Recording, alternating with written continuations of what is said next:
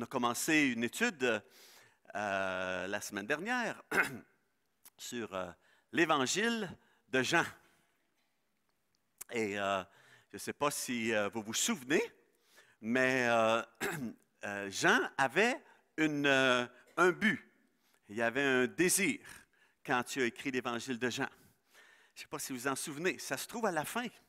C'est comme le landau du livre. Ça se trouve à la fin. Jean il a dit, je vous ai écrit ces choses afin que vous sachiez que Jésus est le Christ, le Fils de Dieu, et qu'en croyant, Jésus sachiez, c'est le verbe croire, afin que vous croyiez que Jésus est le Christ, le Fils de Dieu, et qu'en croyant, vous ayez la vie par son nom. Ça, c'était le désir de Jean, et c'est encore le désir de Dieu quand nous ouvrons les Écritures et l'Évangile de Jean, de connaître la bonne nouvelle, de croire que Jésus est le Christ. Et quand je crois que Jésus est le Christ, ça transforme ma vie et j'ai la vie abondante, éternelle, en son nom. Mais comment est-ce qu'on pourrait arriver à croire à Jésus? Comment arriver? J'ai écrit ces choses afin qu'on croie que Jésus est le Christ, le Fils de Dieu, mais comment est-ce qu'on arrive à croire? Comment est-ce que les gens arrivent à croire? Comment les gens arrivent à faire confiance à quelqu'un sans le connaître? C'est difficile, hein? Comment est-ce qu'on peut faire confiance à quelqu'un? Comment est-ce qu'on peut croire en quelqu'un si on ne le connaît pas? Et c'est pourquoi Dieu s'est fait connaître. Et il s'est fait connaître en Jésus. Jésus, Dieu lui-même, est venu et il s'est fait connaître. Il a pris les devants. Il est venu vers nous. Comme en réalité, Dieu le fait à tout le temps. Jésus a désiré se faire connaître. Jésus est venu à la rencontre de ses créatures. Que ce soit les hommes, que ce soit les femmes, les jeunes, les moins jeunes, il est venu vers nous pour nous donner une vie abondante et éternelle. Et l'Évangile de Jean va nous rappeler plusieurs connaissances, plusieurs rencontres avec diverses personnes qu'on va regarder dans les enseignements à suivre. Mais aujourd'hui, j'aimerais insister avec vous que Jésus, il vient encore à notre rencontre. Il vient encore à notre rencontre aujourd'hui. En fait, Jésus lui-même, c'est le point de rencontre. Jésus, c'est le lien, c'est le point de communication entre Dieu et les hommes. Vous voulez rencontrer Dieu, vous avez besoin de passer par Jésus. La Bible a dit dans 1 Timothée chapitre 2, verset 5, il y a un seul Dieu, aidez-moi, et un seul médiateur entre Dieu et les hommes, c'est Jésus-Christ, homme. Pas Jésus-Christ qui est resté dans le ciel, Jésus-Christ qui est venu vers nous, qui est venu pour nous rencontrer.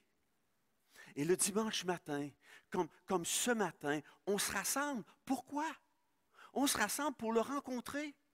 Pour rencontrer Dieu, pour rencontrer Jésus particulièrement. Particulièrement à travers l'ouverture de sa parole. Particulièrement, on le rencontre. Et puisqu'on sait qu'il est ici, on le célèbre. On a chanté tantôt, pas juste pour que ça prenne 20 minutes avant le message, mais on a chanté, on a dit, Seigneur, attire mon cœur à toi. Je veux te connaître, je veux que tu me transformes. Alors, il est ici, on est venu ici pour le célébrer. Et aussi pour entendre, pour qu'il nous rencontre à travers la parole. On aura la table du Seigneur ce matin, qu'il nous rencontre à travers la table du Seigneur. Et ma prière dans ces prochaines semaines qu'on va étudier l'Évangile de Jean, c'est que chacun, on puisse réaliser que nous avons été rencontrés par Jésus. On est venu pour le rencontrer, puis il était là. On l'a rencontré, on a rencontré Jésus. On a été visités par la parole de Jésus. On a été touchés par l'Esprit de Jésus. Et on est sorti avec un désir d'être transformé par sa présence qui va nous accompagner jour après jour. Et ce matin, à travers l'Évangile de Jean, le chapitre 1, les 18 premiers versets, on va voir comment Jésus est venu à notre rencontre. Parce que Jean, il commence son évangile et la première chose qu'il veut le faire, il veut nous présenter Jésus. Et on va regarder différentes caractéristiques. Jésus qui vient à notre rencontre. Alors j'aimerais lire Jean chapitre 1, les versets 1 à 18. D'abord, oh Seigneur, merci encore que tu veux nous rencontrer ce matin. Tu veux nous parler par ta parole. Tu veux venir à nous. Donne-nous des cœurs qui t'accueillent, des cœurs qui sont ouverts à ta présence, à ta parole, à ton esprit, afin, Seigneur, que tu puisses non seulement continuer de vivre en nous, mais que tu prennes la place, que tu en reçoives toute la gloire dans nos vies. Aide-moi, Seigneur, à communiquer ta parole simplement et clairement pour ta gloire à toi. Au nom de Jésus. Amen. Alors, l'Évangile de Jean, chapitre 1, le verset 1. Au commencement était la parole, et la parole était avec Dieu, et la parole était Dieu. Elle était au commencement avec Dieu. Toutes choses ont été faites par elle, et rien de ce qui a été fait n'a été fait sans elle. En elle était la vie, et la vie était la lumière des hommes.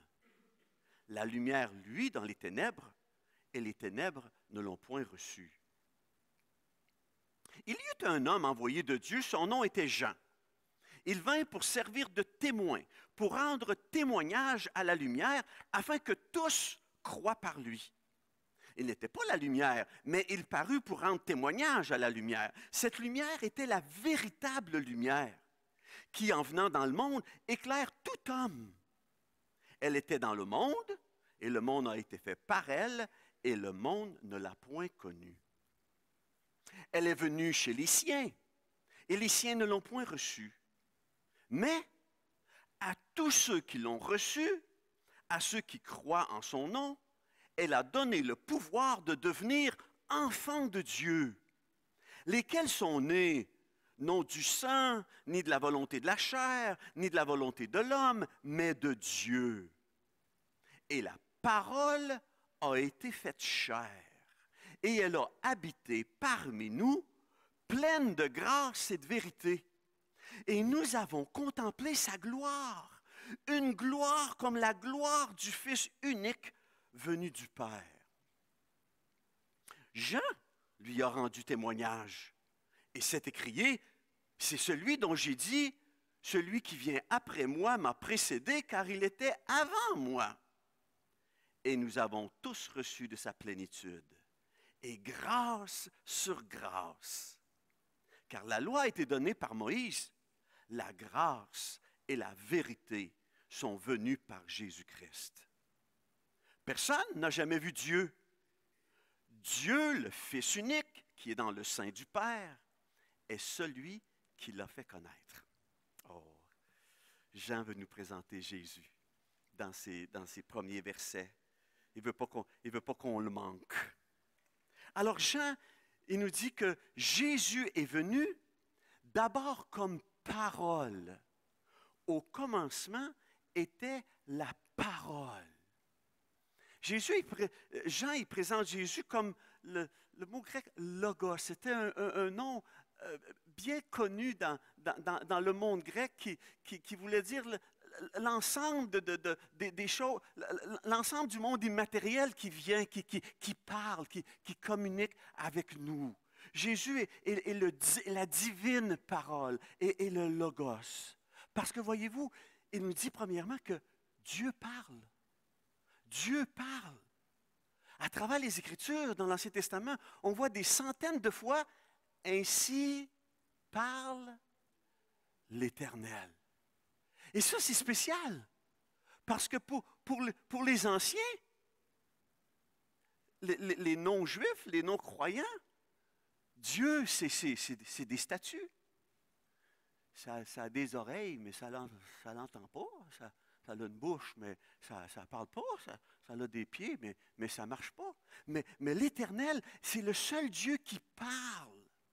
Au commencement était la parole. Nous avons un Dieu qui parle. Et ce Dieu Tout-Puissant, il s'est incarné en Jésus pour justement devenir sa communion, sa communication avec l'homme. Dieu désire communiquer avec l'homme et ainsi Jésus est parole. Jésus est parole divine. Le livre aux Hébreux, l'auteur, il dit, dans les temps anciens, Dieu a parlé aux hommes de différentes manières, de différentes formes.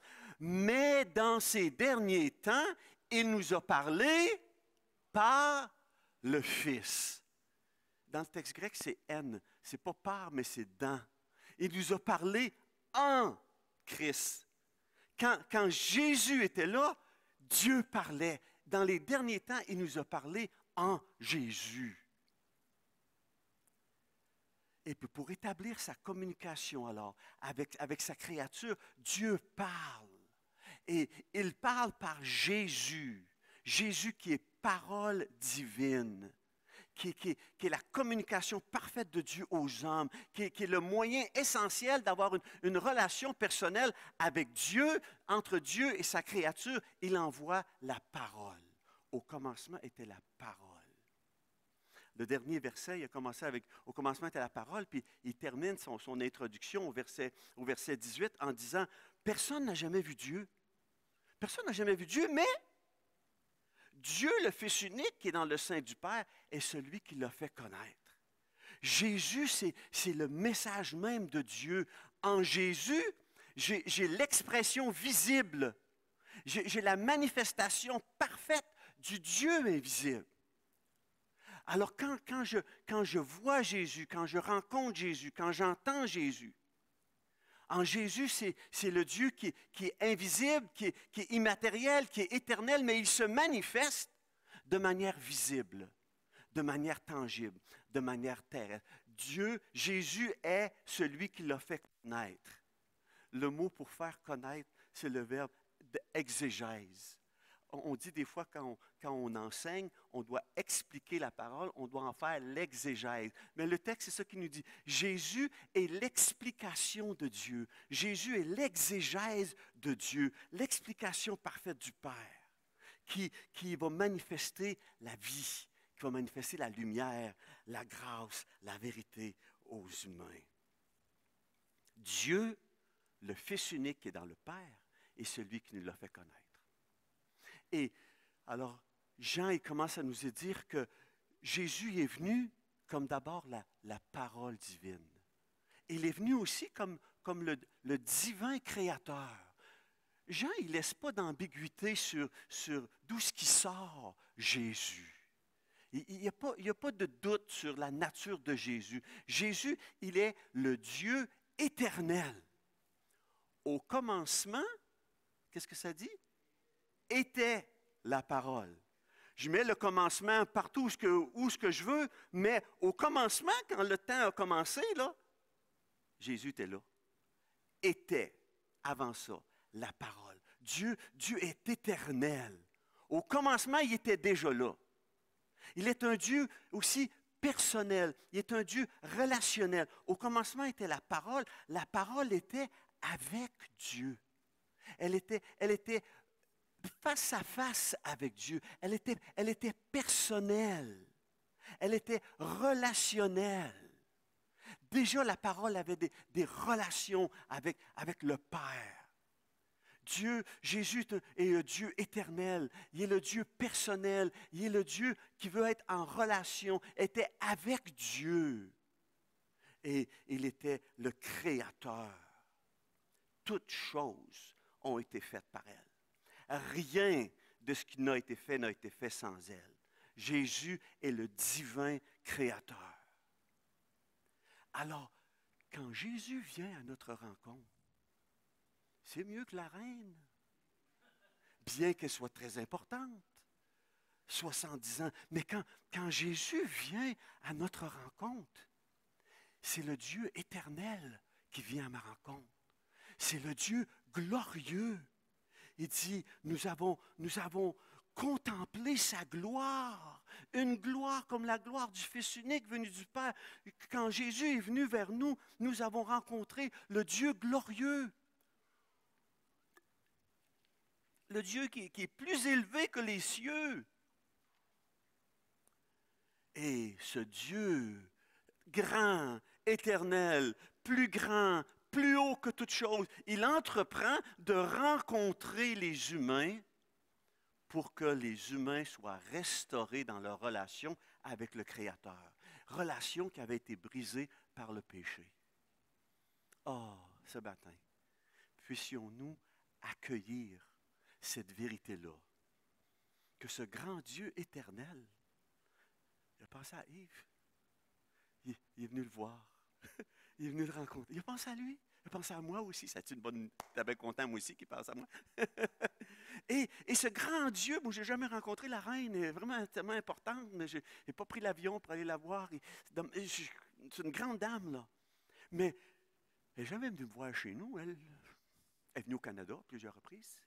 Mais Dieu, éternel, tout-puissant, élevé par-dessus toute chose, il entre dans l'histoire et il vient me rencontrer.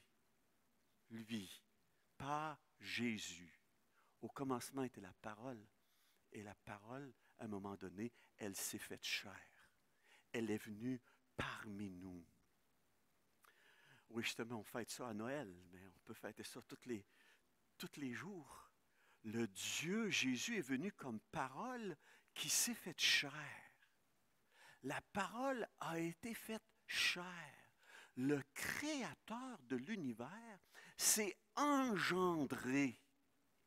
Il a été engendré, il n'a pas été créé. Notre credo dit depuis les premiers siècles, engendré, non pas créé. Il s'est engendré. Il n'est pas devenu homme en arrêtant d'être Dieu.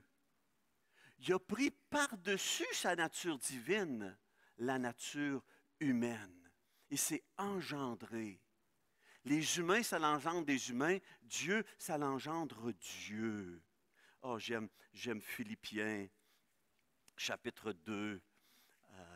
Il nous est dit que, Philippiens 2, 7, il dit que ayez en vous les sentiments qui étaient en Jésus-Christ 2,5. Existant en forme de Dieu, il n'a pas regardé son égalité avec Dieu comme une proie arrachée. Il n'a pas commencé à chicaner, « Hey, je t'égale à toi. » Ben non, c'est qui y va? C'est toi, tu le Père, c'est-tu le Fils, c'est-tu l'Esprit? Il n'y a pas eu de chicane. Ce n'était pas une proie arrachée, mais qu'est-ce qu'il a fait? Il s'est dépouillé lui-même en prenant une forme de serviteur, en devenant semblable aux hommes. Il a paru comme un vrai homme. Il a paru comme un vrai homme. Il s'est engendré.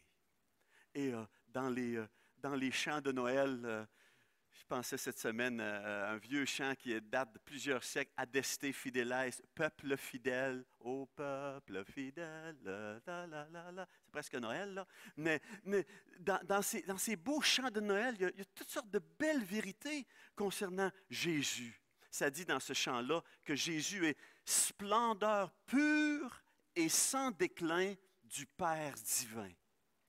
Jésus est la splendeur pure et sans déclin du Père. C'est le roi des anges voilé sous un corps humain.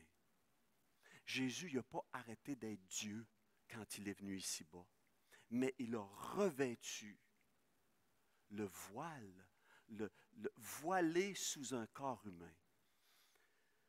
Jésus est venu comme la parole faite chair. Parce que c'était le désir de Dieu, ça. Dieu est venu habiter parmi nous. Et il dit dans le verset 14, « Et la parole a été faite chair, elle a habité parmi nous. » Le mot « habiter » ici, c'est le mot « monter sa tente ». C'est un tabernacle. Vous savez, le tabernacle dans l'Ancien Testament, c'était une tente, mais c'est le verbe tabernacler. Jésus il est venu habiter parmi nous. Il est venu monter sa tente parmi les hommes. Il est venu habiter parmi nous. Parce que Jésus, il est Emmanuel. Il est Dieu avec nous. Et quand Dieu, en Jésus, a désiré s'incarner, C'est parce qu'il a voulu venir partager notre humanité pour nous rencontrer. Il n'a pas voulu apparaître comme le Dieu dans toute la gloire qui nous regarde, nous, petites minuscules, petites souris en dessous, là. Parce qu'on n'aurait peur. Il a dit, non, non, je vais devenir, et puis je vais venir sourire avec eux autres. Je vais venir vivre avec eux autres. On raconte l'histoire d'un monarque perse qui était dans son palais, puis qui ne savait pas comment son peuple vivait. Alors il a décidé de mettre du linge bien ordinaire, puis de commencer à venir vivre parmi son peuple. Et il s'est lié d'amitié avec un paysan. Puis après un petit bout de temps qui était amitié, il a voulu lui dire qui il était. Il était le monarque perse. Il dit, faut que je retourne dans mon palais. Alors il dit, regarde, qu'est-ce que je peux te donner? Je peux te donner toutes sortes de richesses au paysan. Le paysan triste, il dit, non, tu es devenu mon ami. Garde tes richesses. Reste avec moi. C'est ce que Jésus a fait. Il aurait pu rester dans son ciel, dans son palais d'ivoire, mais il est venu. Il est venu partager notre quotidien. Il est venu monter sa tente parmi nous. Il est venu habiter parmi nous pour nous rencontrer, pour nous restaurer notre relation brisée avec Dieu. Il est venu marcher avec nous pendant plusieurs années pour nous montrer à vivre, nous apprendre à vivre en communion avec le Père. Je peux regarder Jésus et je sais comment développer ma relation avec le Père. Et quand je le prie, quand je lui parle, Jésus connaît nos labeurs, il connaît nos fardeaux, il connaît nos douleurs parce qu'il est venu ici. Il est venu ici, il est venu habiter, il est venu monter sa tente parmi nous. Alors il connaît chacun de nos défis. Il partage nos joies, il partage nos peines. Il nous rencontre dans le quotidien. Il nous rencontre aujourd'hui, ce matin, dans le culte où on le célèbre, mais il va me rencontrer demain matin quand je vais prendre ma douche. Il va être là aussi. Et si je le célèbre, si je le loue, si je le prie, il va m'entendre, il va être là. Il est venu placer sa tente parmi nous. Parce que c'est ce que Dieu a voulu faire de tout temps. On lit à partir de la Genèse, en Éden, dans le jardin d'Éden, il marchait avec nos premiers parents. Le péché les a séparés, mais à un moment donné, il les a sortis d'Égypte et il a commencé à marcher avec eux dans le désert. Dans le tabernacle, il était présent dans le tabernacle du désert. Et après, David a eu l'idée, hey, moi j'aimerais qu'il marche avec moi, je vais lui faire un temple. Et Salomon construit un temple pour faire habiter l'Éternel qui dit, regarde, je n'habite pas vraiment dans des temples faits de main d'homme, mais je suis là. Je suis avec vous. Parce que dans la tête de Dieu, son désir, c'était de venir, pas s'incarner, mais il devait venir vivre en nous. Il avait le désir de venir vivant dans le croyant par son esprit. Imaginez.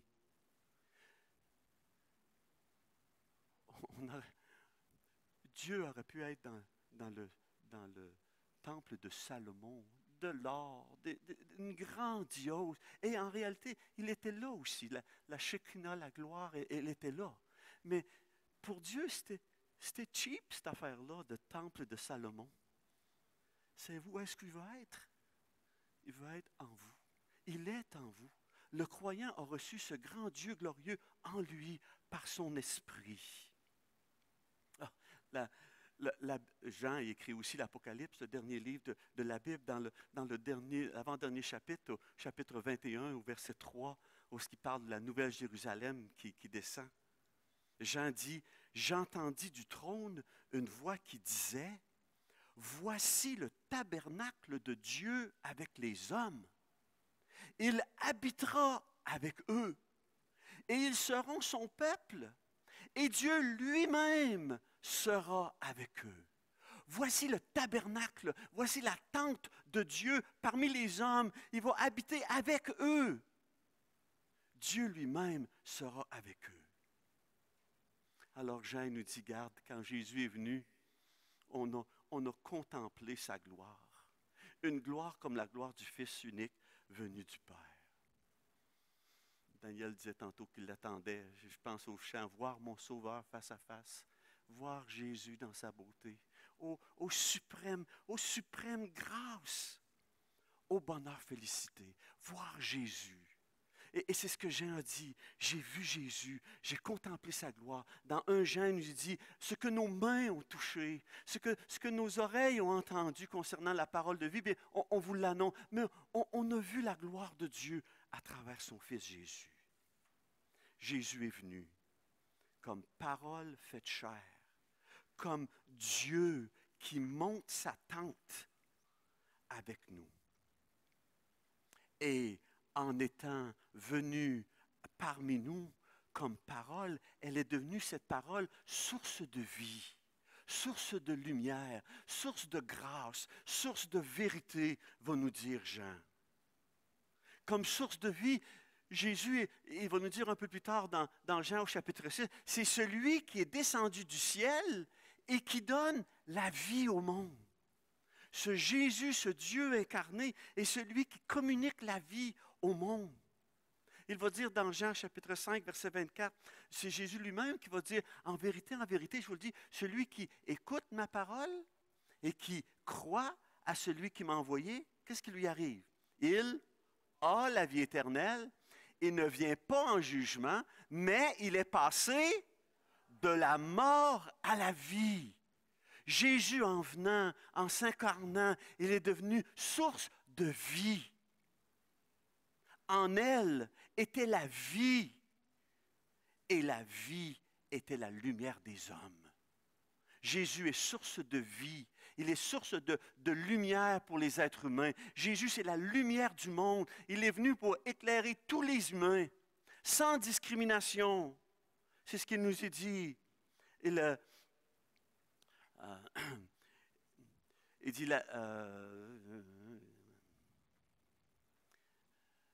dit, il n'était pas, il dit, verset 9, cette lumière était la véritable lumière qui, en venant dans le monde, éclaire tout homme. Le désir de Dieu comme source de lumière, c'était d'éclairer tout être humain sans discrimination. Il éclaire tous les humains et il les invite au salut. Parce que Dieu, en créant l'être humain, il a placé en nous un désir inné de relation avec lui. Quand il a bâti la machine humaine, comme disait un philosophe passé, il a placé dans le cœur de l'homme un vide que seul Dieu peut remplir. Il a placé, c'est ça qui fait que nous avons l'image de Dieu. Nous avons une soif de connaître, d'entrer en relation avec l'éternité. L'auteur de l'Ecclésiaste, il dit, c'est ça, il dit, avoir la pensée, il a placé dans le cœur de l'homme la pensée d'éternité.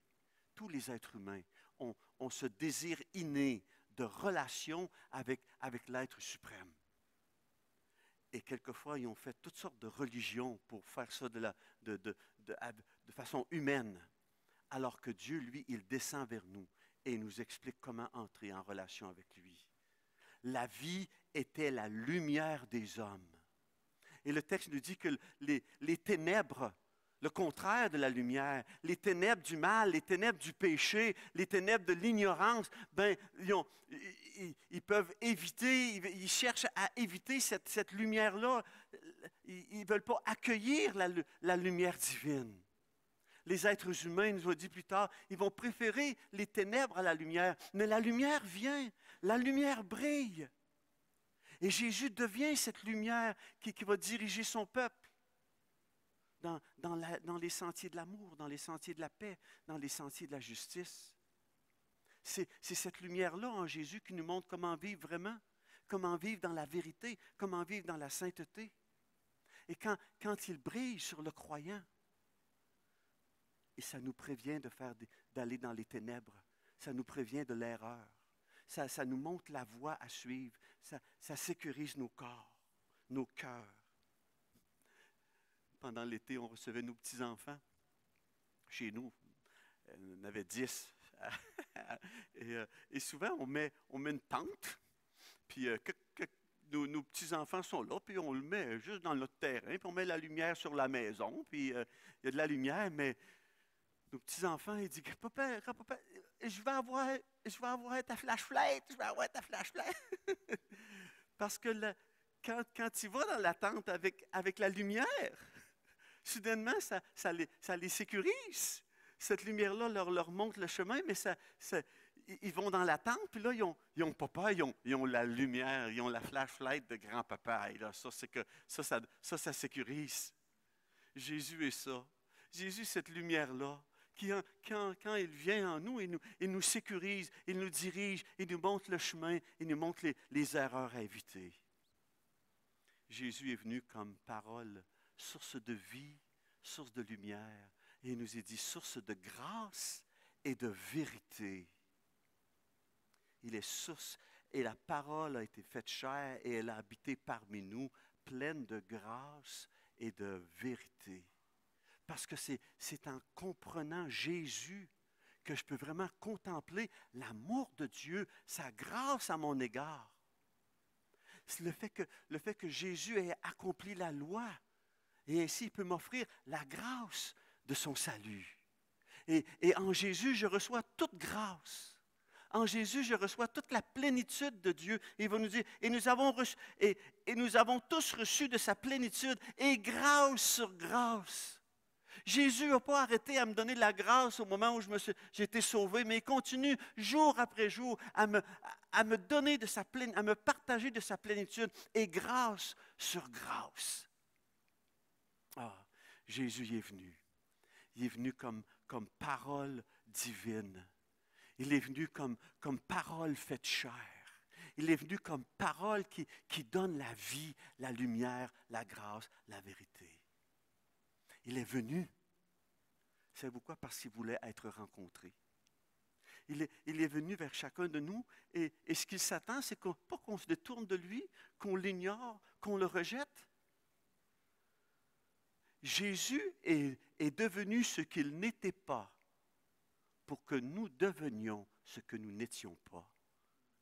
Jésus, Dieu, est devenu homme pour que nous, les humains, nous participions à la nature divine.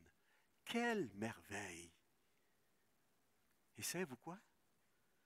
Bien qu'il soit venu, lui, plus élevé que les cieux, bien plus important que n'importe quelle personne qui peut vivre sur la terre, savez-vous la chose la plus bizarre qui est arrivée?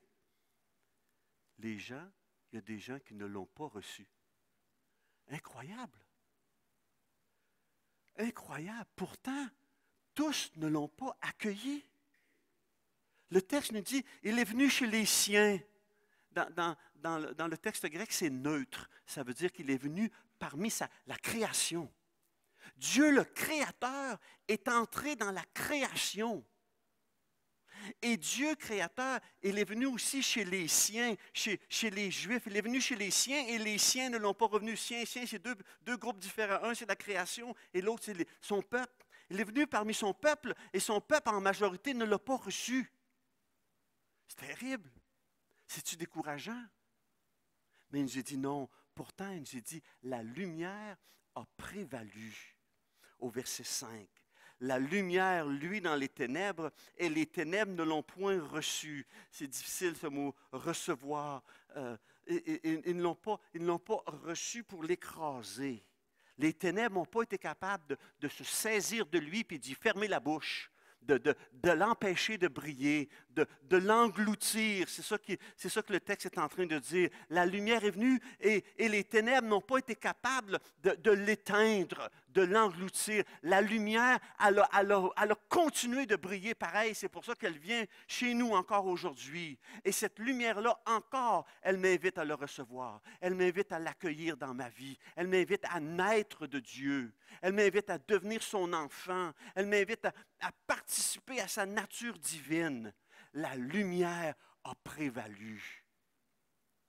Les ténèbres ne l'ont pas écrasé. Les ténèbres n'ont pas été capables de l'engloutir. Et pour ceux qui vont recevoir, versets 11 et 12, elle est venue chez les siens ne l'ont pas reçue, mais à tous ceux qui l'ont reçue, cette parole faite chair, cette lumière du monde, ils ont été transférés de la mort à la vie. Ils sont renés. Ah, c'est-tu un beau mot, ça? Ils sont renés. Ils sont nés de nouveau. Ils sont devenus des enfants de Dieu. Ils ont été transportés dans le royaume de la lumière, dans le royaume de Jésus, dans la famille de Dieu. Et ça, ils ont été transformés, pas transportés, transférés, pas parce que l'être humain était capable de le faire, ce n'était pas par la volonté de l'homme, ce n'était pas par sa puissance de l'homme, ce n'était pas par l'autorité humaine, mais c'était plutôt par la puissance et la volonté de Dieu, lesquels sont nés, non du sang, ni de la volonté de la chair, ni de la volonté de l'homme, mais ils sont nés de Dieu. Dieu les a transformés, transférés du royaume des ténèbres à son admirable lumière. Et par la suite, ces enfants qui ont reçu la lumière, ils ont l'opportunité de continuer de rencontrer Jésus, la lumière du monde, de rencontrer Jésus quotidiennement. Et c'est mon fardeau, c'est ma prière, c'est ma question ce matin. Est-ce que je rencontre Jésus quotidiennement? Comment est-ce que je fais ça? Je fais ça par la parole. J'ouvre la parole. On parlait ce matin de l'école du dimanche, c'est un moyen le dimanche matin, mais tous les jours. Est-ce que j'ouvre la parole? L'homme ne vivra pas de pain seulement, mais de toute parole qui sort de la bouche de Dieu. Vous mangez tous les jours. Est-ce que vous rencontrez Jésus tous les jours? Le rencontrer par la parole, le rencontrer par la prière. Le rencontrer le dimanche matin aussi. Jésus a dit, lorsque 2 ou 3, 2, 3, 4, 5, se rassemblent en mon nom, qu'est-ce qui arrive? Je suis au milieu d'eux. Des fois, j'entends des prédicateurs à l'entrée qui commencent la célébration et disent, Seigneur Jésus, nous t'invitons parmi nous. Hey, tu l'as manqué, mon homme, il était déjà là. T'as manqué quand c'est passé à la porte, certains, il était déjà là. Il a dit, lorsque 2 ou 3 sont réunis, ben, je suis déjà là. Il est au milieu de nous ce matin. Il veut parler à mon cœur. Et il est présent aussi lorsqu'on partage aussi sa table, la table du Seigneur. Ma question ce matin, est-ce que tu l'as rencontré? Jésus passe rencontrer Jésus aujourd'hui. Jésus passe en ce moment à la porte de notre cœur. Puis, il ne veut pas qu'on détourne la tête de la lumière. Il ne veut pas qu'on l'ignore, il ne veut pas qu'on le rejette, mais il veut qu'on l'accueille avec joie, avec gratitude. Vous savez qu'Apocalypse 3.20, c'est écrit à une église, à des croyants. Mais les croyants, ils avaient comme perdu de vue que Jésus était parmi eux et ils voulaient le rencontrer. Et Jésus, il dit, garde, je suis à la porte puis je frappe.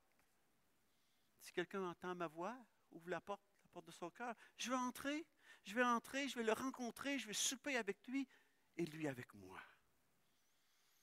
Oh, que ce soit notre désir. Oh Seigneur Dieu, merci encore ce matin. Tu es présent parmi nous. Tu es lumière, tu es source de vie, source de vérité. Seigneur, reçois l'adoration de nos cœurs. Et nous allons partager ta table, Seigneur. Rappelle-nous le prix que tu as payé pour que nous puissions être appelés enfants de Dieu. Et nous le sommes. Merci Seigneur d'être parmi nous. Apprends-nous à recevoir ta lumière pour en être transformés et pour vivre, pour marcher non pas dans les ténèbres, mais dans la lumière. Au nom de Jésus, nous te prions. Amen.